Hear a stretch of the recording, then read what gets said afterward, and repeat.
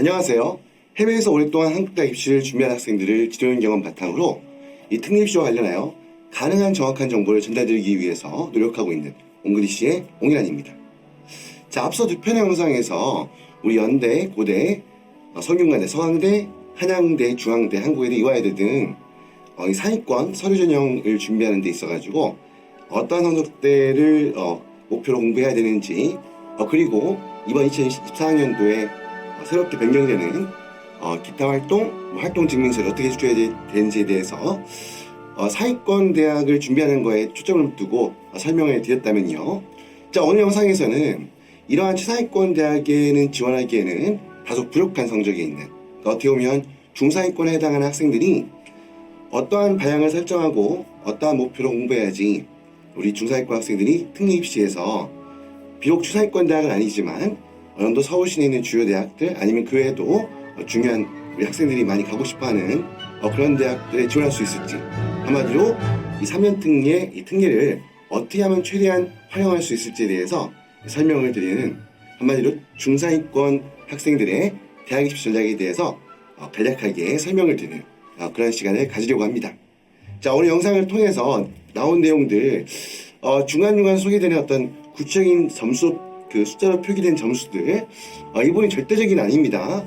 이 기준에 못 미친다 해도 어떻게 보면 이런 중위권 대학 아니면 중상위권 대학들 도전하는 것이 얼마든지 가능하고요. 심지어 반대로 충분히 훌륭한 성적을 갖고 있다 하더라도 그렇다고 해서 무조건 이런 대학들 무조건 합격한다는 건 아닙니다. 대학 입시라는 건 좀 모르는 부분도 있는 거죠. 아무튼 그런 부분을 감안해서 본격적으로 우리 중상위권 학생들 어떻게 준비해야 되고 어떤 방향으로 설정하고 공부해 나가야 되는지에 대해서 설명을 드리는 그런 시간을 본격적으로 가지도록 하겠습니다. 자, 이제 본격적으로 중위권 선호대 학생이 대학 입시를 준비하는 전략에 대해서 설명을 드리고자 하는데요. 자, 먼저 본격적인 설명을 드리기 앞서서 이 상위권 대학, 앞서 말씀드렸던 화면에 나와 있는 학교들이 아니고요. 이제 보면 앞서 말씀드렸던 우리 보면 연세대, 고려대, 성균관대, 서강대, 한양대, 중앙대, 한국외대, 이화여대 이런 상위권 대학의 서류 전형에 도전하는 것이 쉽지 않은 성적대가 어떤 케이스인지에 대해서 먼저 그런 학생들의 그 성적 수준 여기에 대해서 먼저 말씀을 드릴게요. 자, 페이지 넘어서요. 자, 이 제목에 써있듯이 상위권 대학 서류 전형 도전이 쉽지 않은 성적대. 자, 한번 학교별로 조금 세분해서 말씀을 드리려고 하는데요. 일단 첫 번째, IB 과정 운영 국제학교 학생들 같은 경우에는 IB 성적이 45점 만점을 기준으로 해서 35점 이하일 경우, 자, 이런 경우에 아무래도 상위권 대학을 도전하는 데는 상당히 어려운 부분이 있는 성적입니다. 그리고 AP 과정 국제학교 같은 경우에는 이 AP 과정 성적뿐만 아니라 AP 과정 국제학교에서 공부한 학생들 같은 경우에는 이 상위권 대학에 도전하기 위해서는 SAT 성적을 병행해서, 그러니까 SAT 성적을 추가로 취득할 그 필요성이 이제 높은데요. 근데 AP 과정 국제학교에서 공부하면서 SAT 성적이 1400점에 이르지 못하고 그와 동시에 4점이나 5점 정도의 유의미한 AP 성적을 점수를 취득한 AP 과목이 서너 개 이하일 경우, 자, 이런 경우에 아무래도 위에 지금 나와 있는 이런 상위권 대학을 지원하는 데는 아마 어려움이 있을 것입니다. 자, 그리고 A레벨 국제학교 같은 경우에는 AS 그리고 또 A레벨 프레이트 성적을 가지고 보통 3년 특례에 지원하게 되는데요. 여기에 만약에 B라는 성적이, 그렇죠, 우리 보면 그 A레벨 같은 경우에는 A스타, 우리 보통 이제 파이널 A레벨에서는 A스타, A, 그 다음에 이제 B, 이렇게 이런 순서로 이렇게 성적이 매겨지는데요. 성적 중에서 만약에 한 개라도 B라는 성적이 포함되어 있다. 이게 무슨 말이냐면 보통 그 상위 그 과목별로 상위 30% 정도, 뭐 과목마다 조금 편차는 있지만 상위 30% 이내에 들어가면 A 이상의 성적이 주어지거든요. 그 말은 한 과목이라도 만약에 B라는 성적이 나와 있다 그러면 이 한 과목의 만큼은 상위 30%를 벗어났다는 이야기잖아요.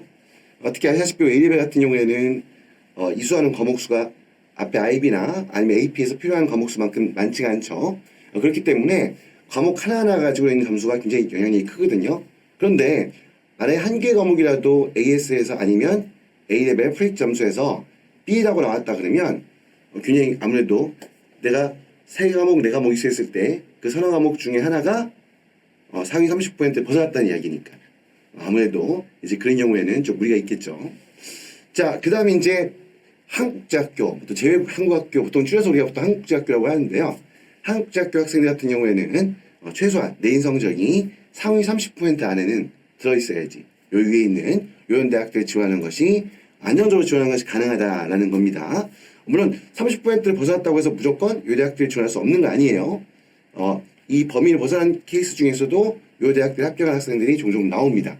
하지만 일반적인 경우에 상위 30%에 속하지 않는다 그러면 아무래도 조금 어떻게 보면 이런 대학들 도전하는 데 있어가지고 물론 우리 6개 그 대학 입시할 때 6장 쓸 때 최상으로 어떻게 보면 사양으로 지원하는 도전하는 학교를 쓸 수 있겠지만 안정적인 합격을 기대하기에는 약간 어떻게 보면 좀 뭐랄까 운적인 요소에 맡겨야 되는 그런 부분이 발생하기 때문에 한국제학교 학생들 같은 경우는 상위 30%를 벗어났다라고 했을 경우에는 이런 위에 있는 주요 대학들, 그 주요 최상위권 대학들을 도전하는 데는 어려움이 있을 거다라는 것을 전제로 하고 대학 입시 준비를 전략을 짜야 되지 않을까라고 생각하고 있습니다. 자, 그러면 이렇게 어떻게 보면 상위권 대학을 도전하기에는 좀 어려움이 있을 수 있는 우리 중상위권, 중위권 정도에 속하는 학생들이 어떠한 그 방향으로 그 입시를 준비하면 좋겠는가에 대해서 제가 나름대로 오랫동안 학생들 지도하면서 경험했던 내용을 바탕으로 해서 어떻게 보면 좀 설명을 드릴 건데요. 자, 페이지에 보시면 알겠지만 여기 보면 자 이제 어떻게 보면 여러 가지 방향이 있겠죠. 뭐 중위권 학생들이 그 준비하는 대학 입시 방향이 딱 하나로만 정해지지 않겠죠. 이 재국민 특별전형 특립시의 전형 방식이 다양한 만큼 중위권 학생들이 도전하는 어떤 그러한 준비 방향, 입시 전략 다양할 수밖에 없습니다. 지금 설명드린 내용 보시고요. 본인한테 맞는 그런 그 방향을 설정할 수도 있고 아니면 제가 이제 몇 가지 카테고리를 보여드릴 텐데 그 중에 카테고리를 몇 개를 조합해서 이렇게 병행해서 입시 준비를 할 수 있는 부분도 있겠죠. 자, 일단 그런 부분은 감안하시면서 첫 번째 카테고리. 자, 일단 우리 경희대학교, 건국대, 동국대, 홍익대 이외에도 많지만 이 학교들은 지금 필답 전형을 그대로 유지하고 있고 아마 내년까지도 최소한 아무리 그래도 최소한 내년까지는 필답 전형을 아마 유지할 거라고 뭐 일단 보여지는데요. 자, 일단 이런 필답 전형을 목표로 공부하는 경우인데요. 이 경우에는 특히 제가 최상단 타이틀 한국제학교를 썼는데 아무래도 한국제학교에서 공부하는 학생들이 필답 전형을 준비하는데 좀 유리한 부분이 있죠. 특히 국어 내가 영어 과목은 조금 약하다 하더라도 내인 성적 전체적인 내연 성적이 좀 약하고 아니면 영어 야치 어떤 보면 좀 고득점 뭐 토플이라든지 아니면 때에 따라서는 뭐 SAT, AP 이런 적을 취득하기에는 어렵다 하더라도 어느 정도 기본적인 영어 실력이 되어 있는 상태에서 특히 국어 문과 학생 같은 경우 국어에 자신 있는 경우 특히 이제 이과 같은 경우에는요 수학이 자신 있는 학생들 같은 경우에는 한국제학교 학생들 같은 경우에는 이런 케이스들은 필답 전형으로 대학 입시를 준비하는 것이 굉장히 유리할 수가 있습니다. 아무래도 이제 특히 수학 같은 경우에는 한국 수학을 공부해야지만 필답 전형에서 어떻게 의미는 합격선을 형성할 수 있기 때문에요. 아무래도 이제 그 경쟁의 폭이 좀 좁죠. 그 한국 수학 공부하지 않은 영미권 국제학교에 공부하는 학생들을 제외한다 그러면 그렇기 때문에 아무튼 이런 부분 있다고 할 경우에는 굉장히 어떻게 보면 이 두 가지가 특히 강점인 학생들 같은 경우에는 최상위권 대학들 그 중에서도 어떻게 보면 최상위에 속하지 않을 뿐 그러니까 필답 전형 서류 전형을 실시하지 않을 뿐 어떻게 보면 상위권 대학에 속해 있는 경희대학교라든지 아니면 준상위에 있는 건국대 같은 경우에도 이 필답 전형을 통해서 도전할 수 있습니다. 자, 그리고 이제 영미권 국제학교 학생들 같은 경우에는요 일단은 영어를 중심으로 해서 그 신입생 선발하는 학교가 두 개가 있거든요. 영어 필답 시험만 보고 이 홍익대학교와 세종대학교가 있는데요. 이 홍익대 같은 경우는 이제 올해 2024학년 입시부터 서류가 20% 반영되는데 이 홍익대에서 반영하는 서류는요 그 내신 성적, 학교 내신 성적에 토플 점수를 추가할 수 있게 되어 있습니다. 아무래도 이제 영어 시험의 비중이 크죠. 80%가 영어 필답 시험 점수니까요. 그럼 세종대학교는 오로지 100% 영어 필답 시험만 가지고 신입생 선발하게 되는데요. 자, 이 두 학교를 목표로 해서 준비할 수도 있습니다. 영어만 시험 보니까 대신에 이제 이 학교를 도전할 때 조금 주의해야 될 것 같아요. 특히 세종대 같은 경우에는 출제된 60문항 중에 무려 25문제 정도가 문법 문제가 출제가 됩니다. 그래서 아마 이제 그런 부분에 대한 준비가 좀 필요하긴 하겠죠. 자, 그리고 어느 정도 이제 그 영미권 국제학교에서 공부하는 학생들 같은 경우에는 그 저기 보면 영어는 어느 정도 이제 보면 비록 내가 IB에서 아까 말씀드렸던 것처럼 35점을 훌쩍 넘어서는 그 성적을 받기는 힘들지만 SAT 성적이 1400 이상 나오진 않았지만 하지만 그래도 영어는 어느 정도 갖춰져 있는 경우들이 많거든요. 최소한 중위권 정도 성적이 있는 학생들 같은 경우에는 이런 학생들은 영어를 준비하는 게 어렵지 않습니다. 제가 찾아서 지도해 보면 웬만큼의 어느 정도 이제 공부하면 영어 때문에 필답 전형을 도전하지 못하고 미끄러진다거나 그런 경우는 많지 않았거든요. 오히려 이제 국어나 이제 수학 부분일 텐데요. 특히 국어 같은 경우도 아무래도 영어의 부담이 조금 덜하죠. 한국제학교라든지 아니면 어느 정도 그 학생들에 비해서. 그래서 영어보다도 어떻게 보면 이제 문과 같은 경우는 국어에 좀 더 집중할 수 있는 그 여력이 있죠. 특히 최근에 아시다시피 여러분들 보시면 아무래도 이제 보면 전체적으로 학생들이 이제 신입생 그 학생들이 지원하는 분야가 이공계로 많이 몰리다 보니까 과거에도 원래 좀 약간 문과가 특례에서는 문과가 좀 유리한 부분이 있었거든요. 근데 최근에 학생들이 이공계에 더 많이 쏠리면서 아무래도 이제 문과 쪽에 좀 합격선이 좀 더 하향되고 있는 측면이 있어요. 그러다 보니까 이 학생들 경우는 국어를 내가 필답 국어 준비 안 했는데 어떻게 하나. 물론 한국어 이제 약한 친구들은 예외입니다. 그 친구들은 어떻게 보면 감당할 수 없겠죠. 그렇지 않고 그래도 어느 정도 특히 3년등의 학생들 같은 경우는 한국어 아주 약한 케이스가 많지 않으니까 기본적인 우리말 실력, 그러니까 우리말로 책을 보고 공부하는 데 있어가지고 어려움이 없는 친구 같은 경우는요. 이 친구들은 비록 내가 그 해외 국제학교, 영미권 국제학교에 다니면서 구공부를 좀 놓았다 하더라도 이런 친구들은 1년 정도 마지막 그 입시를 남겨놓고 1년 정도만 집중해서 공부하면요. 그게 국어가 강점이 어느 정도 국어 때문에 발목이 잡혀서 대학 입시에 불합격하는 어떤 그런 경우는 많이 없다고 보시면 됩니다. 아무래도 영어가 좀 장점일 수 있으니까 영어를 어떻게 보면 다른 학생들보다 좀 더 점수를 조금 더 만들어서 조금 상쇄를 하고 아무래도 국어 같은 경우는 아무래도 영미권 국제학교에서 공부하는 학생들이 국어 성적에서 이게부터 보면 탁월한 강점으로 어떻게 보면 그 점수를 플러스하는 건 쉽지 않겠죠.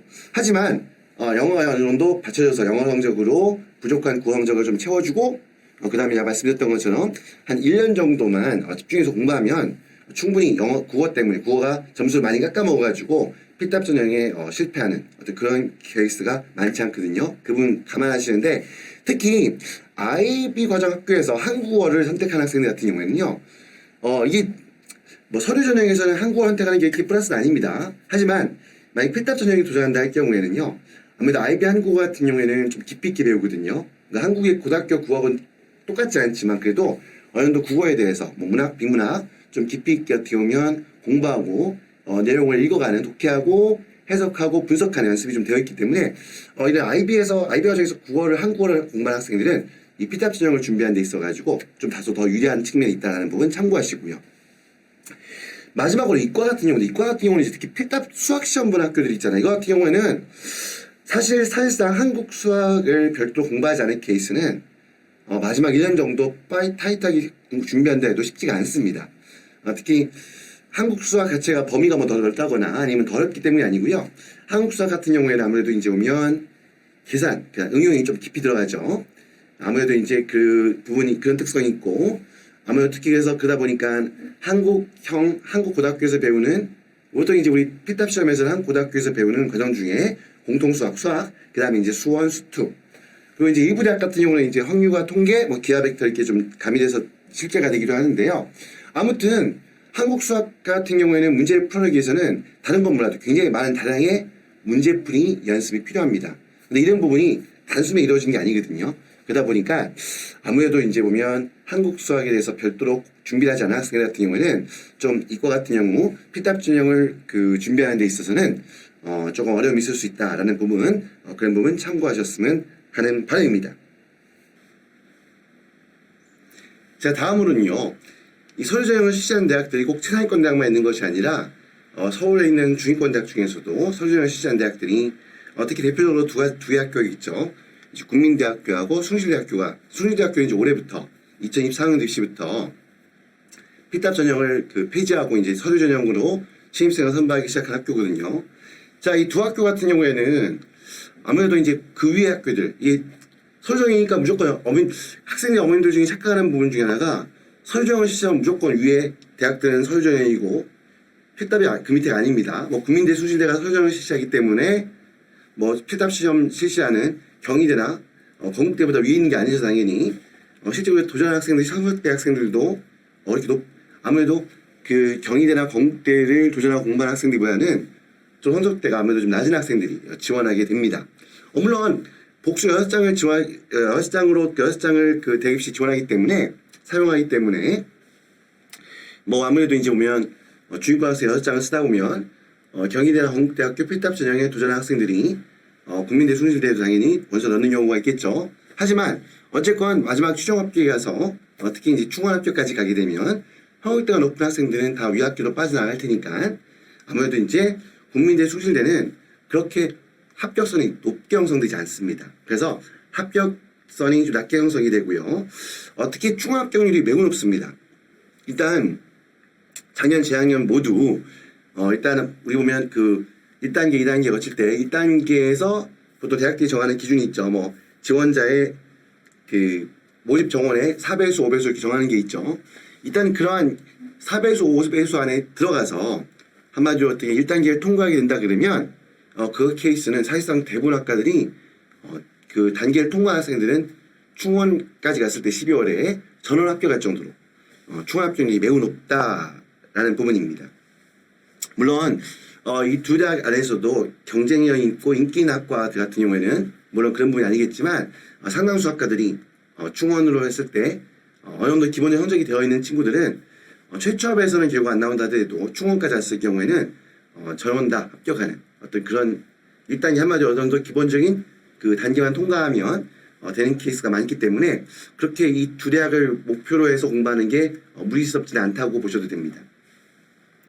그리고 이제 특히 보면 아무래도 토플 성적이 그러면 토플 성적이 없는데 어떻게 하냐라고 고민할 수 있는데 특히 보면 한국국제학교라든지 로컬학교에서 공부하는 학생들은요 토플 성적이 아닌 토익 성적만으로도 충분히 영어인지임 시험 성적으로 경쟁력 확보할 수가 있습니다.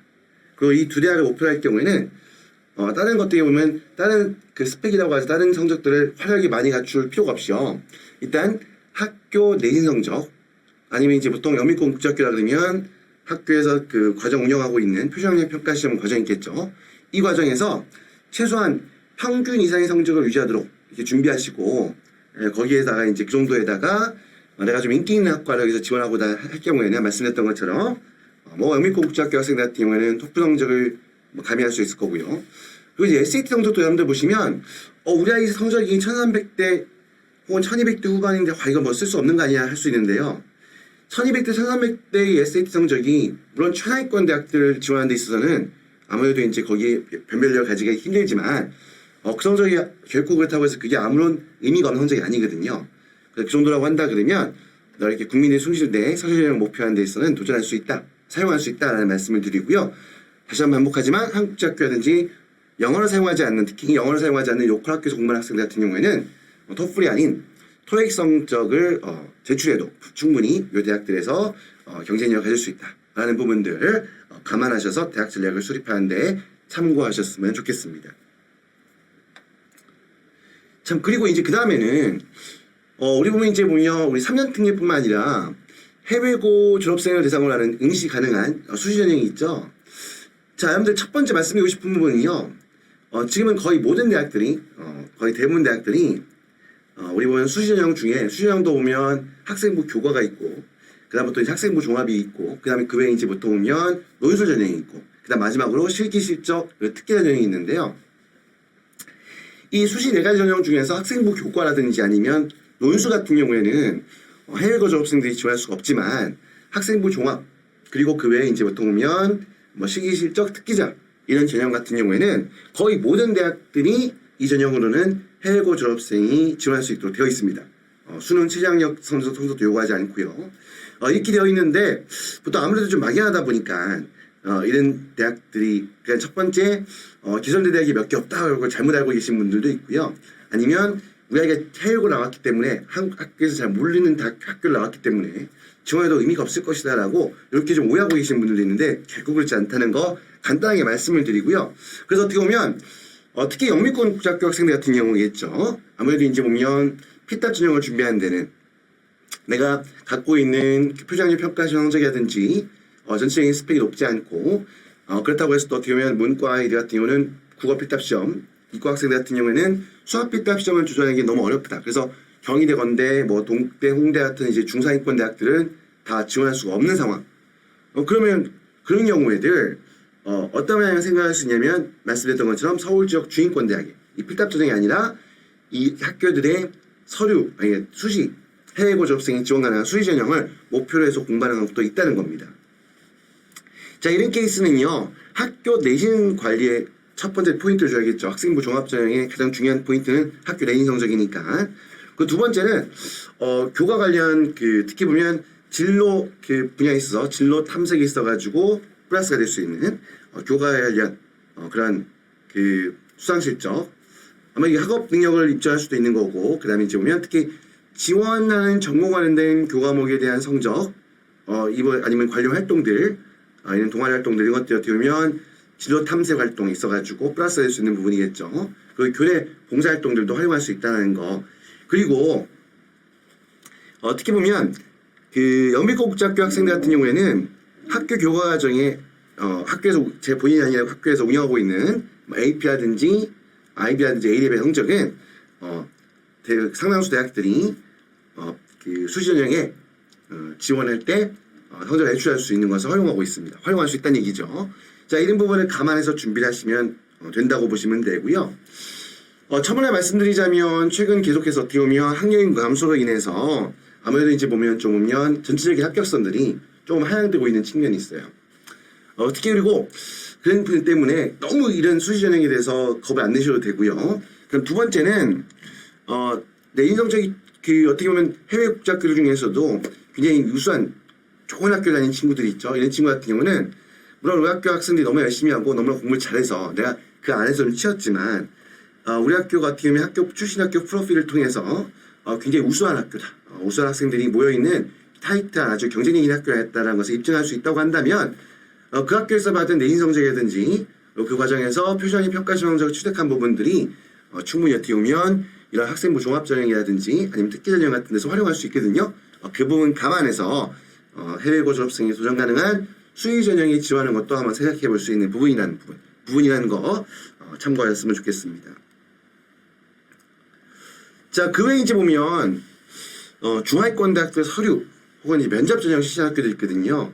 제가 이 부분에 대해서는 따로 설명을 드리지 않겠습니다. 여기 써 있지만 아무래도 이제 보면 특히 최근에 학령 인구 감소로 인한 부분이 가장 큰 부분이겠죠. 그러다 보니까 이 중위권, 특히 중위권 정도의 성적대에 있는 학생들 같은 경우에는 서울 소재에 있는 그 중하위권 대학들 서류 전형이라든지 아까 국민대 수리대 빼고 그 더 밑에 학교들 있죠. 아니면 수도권에 있는 어떤 그런 서류 전형 실시한 학교라든지 아니면 면접 100% 통해서 신입생을 선발한 학교의 같은 경우에는 사실 3년 특례로 합격하는 것이 어렵지가 않습니다. 사실상 어떻게 보면 설사 최초 합격이 안 된다더라도 초험까지 했을 경우에는 거의 대부분 합격할 수 있기 때문에 굳이 여기에 대해서 추가해서 어떻게 보면 구체적인 설명을 드리지는 않겠습니다. 자, 이제 그 다음에 이제 보면 이런 경우가 있겠죠. 이제 보면 어떤 여기 제가 제목 과는 이제 두 개 간호학과 물리치료학과만 써놨지만 이것만 있는 거 아니겠지만 아무튼 어떤 특수 목적 갖고 있는 어떤 특히 전문 자격을 취득하는 것과 관련된 학과를 준비하는 것도 방법일 수 있겠죠. 특히 여기 제가 타이틀로 걸어놓은 간호학과나 물리치료학과 같은 경우는 어떤 중위권 정도의 성적들로도 도전할 수 있는 대학들이 굉장히 많습니다.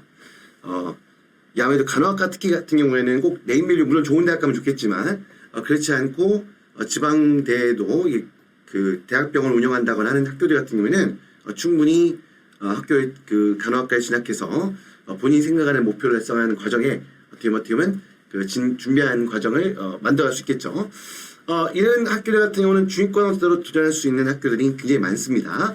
그리고 아까 말씀했던 것처럼 토플 성적이 아니더라도 토익 성적을 가지고서도 아마 토익 같은 경우에는 스피킹 라이팅이 없기 때문에 조금 준비하는 데 있어서 부담이 적겠죠.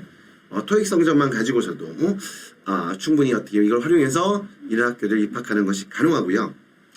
그렇다 말씀드리고 그래서 여기서 참고로 특히 추가해서 만약 간호학과를 도전한다 할 경우에 대신에 이제 좀 어떤 이 생물과 화학 이 두 과목이 아무래도 간호학과에서 공부하는 데 있어서 그 중요한 필수적인 과목이라 할 수 있겠죠.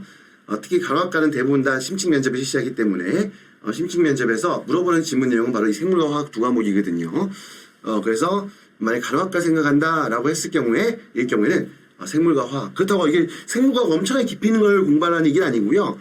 한국의 고등학교 학생들이 어느 정도 배울 수 있는 기본적인 내용들, 사실 그 정도 범위 내에서 질문이 이루어지기 때문에 그 정도만 충분히 준비한다 그러면, 그러니까 고등학교 과정에서 배우는 이 화학과 생물의 어떤 기본적인 내용만 충분히 학습한다 그러면 이 간호학과 면접 통과하는 데 어렵지 않습니다. 그러니까 이렇게 준비하시면 된다는 걸 말씀드리고 싶습니다. 자, 앞서 두 편의 영상에서 최상위권 대학들, 상위권 대학들 목표로 했을 경우는 어떤 정도 성적대에 이르러야 되고 어떤 준비가 필요한지에 대해서 말씀을 드린 데 위해서 오늘은 중상위권, 그러니까 상위권 대학에 도전하기에는 조금 성적이 못 미치는 하지만 어느 정도 성적이 중위권 정도 유지하고 있는 이제 이런 정도 학생들이 대학 입시 어떻게 준비하는 것이 좋을 것인가에 대해서 설명하는 시간을 가졌는데요. 오늘도 간략하게 설명을 드리다 보니까 좀 어떻게 보면 좀 제가 좀 누락된 부분도 있을 수 있고 아마 이제 보면 조금 더 왜 이 말씀을 드리냐면 아무래도 중위권 성적대 있는 학생들 같은 경우에는 학부모님도 그렇고 이 대학 입시에서 굉장히 고민을 하는 경우가 많습니다. 아무래도 대부분 입시기관들이라든지 전문가들이 제공하는 정보가 저를 포함해서 아무래도 상위권에 좀 포인트 맞춰가지고 설명을 드리는 경우가 많죠.